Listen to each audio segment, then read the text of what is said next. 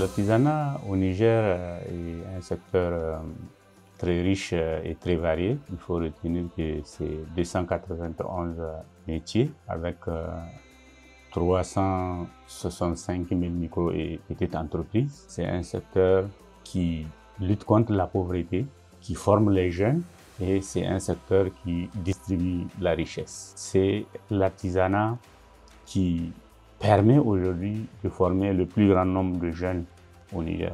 La gente féminine occupe une place prépondérante, en tout cas dans le secteur de l'artisanat.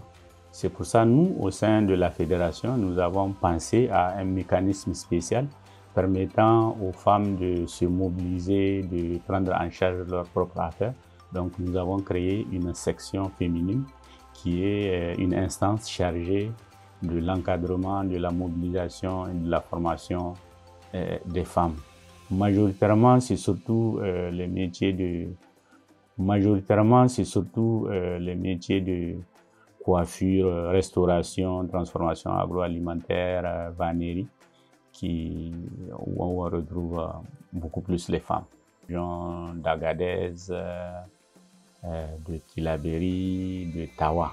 90% des artisans qui sont dans la transformation agroalimentaire sont des femmes. L'artisanat féminin a sa place dans le secteur de l'artisanat, mais ça ne veut pas dire aussi que les autres filières sont négligeables. En termes de perspective, l'artisanat féminin a fait l'objet d'une attention particulière au Niger, a mérité la création d'un salon spécifique dédié à ce secteur, le Salon international de l'artisanat pour la femme. Donc c'est dans la perspective de développer l'artisanat féminin que ce salon a été institué puis institutionnalisé.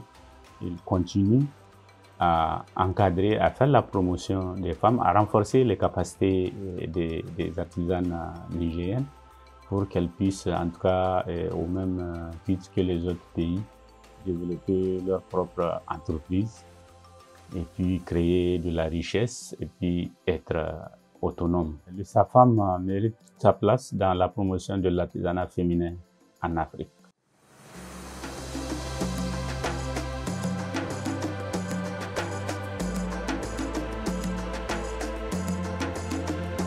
La coopérative du centre de métiers d'art fait exclusivement surtout de la maroquinerie et de la bijouterie, de la sculpture sur corne, de la peinture, de la botterie. Vraiment, tous les métiers de l'artisanat sont représentés ici au centre de métiers d'art du Niger. Les femmes, elles sont surtout dans le cuir, dans la maroquinerie. C'est surtout dans la maroquinerie qu'on trouve des cuirs et un peu dans la bijouterie. Il y a des femmes qui font des perles, mais elles et certains accessoires de la bijouterie, par exemple quelques pièces qu'elles font avec la corne, avec l'argent, qu'elles mettent sur des colliers, un peu dans la bijouterie, surtout dans les perles et autres. Mais surtout, la grande majorité des femmes se trouvent dans la maroquinerie. Dans la maroquinerie, il y a certaines traditions, par exemple chez les Touaregs et certaines sociétés Hausa, les femmes font du cuir. Il y a des femmes qui font de la broderie.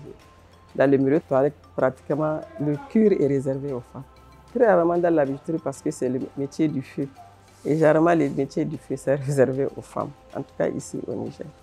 Avec beaucoup de formations, donc on a des femmes de la ceinture batik où ils font du bazin teinté, du tissu teinté. Un peu. Elles travaillent, elles sont à la maison, donc elles nous amènent les produits ici. Avec le centre de métier du cuir à Issabéri, là, il y a des jeunes filles qui sont formées en maroquinerie. Et aussi, il y a une ONG, ONG Dima aussi, qui a un centre de formation, qui a des jeunes filles en formation. C'est les femmes qui portent plus de produits, plus que les hommes. Hein. Les femmes, dans leurs armoires, vous pouvez voir qu'elles ont plusieurs sacs. Et pourquoi pas, si elles s'y mettent, je pense qu'elles peuvent faire de meilleures choses que les hommes. Si elles auront du talent sûrement. Et elles auront plus de vue dans les coloris, dans les choix des formes, des modèles. Moi, je me dis que vraiment, c'est une bonne carrière que les femmes s'y intègrent dans ce domaine-là.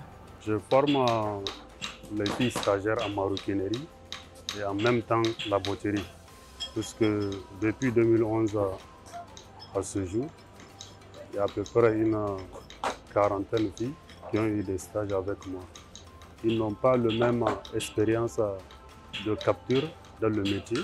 Normalement, en 2 ans de formation, le stagiaire peut être autonome pour travailler dans son propre compte. 2 ans de formation initiale. J'aime ce métier parce que c'est un métier qui rapporte. Tu dépends de toi-même, tu crées des modèles et tout ça. Le projet que j'ai pour l'avenir, j'aime avoir un atelier, former des jeunes aussi. Quand on apprend, c'est un peu difficile parce que tu ne connais pas la chose. Tu es là pour apprendre, tu vois l'apprentissage et tout ça. Mais une fois le maîtriser, tu vois, c'est très facile.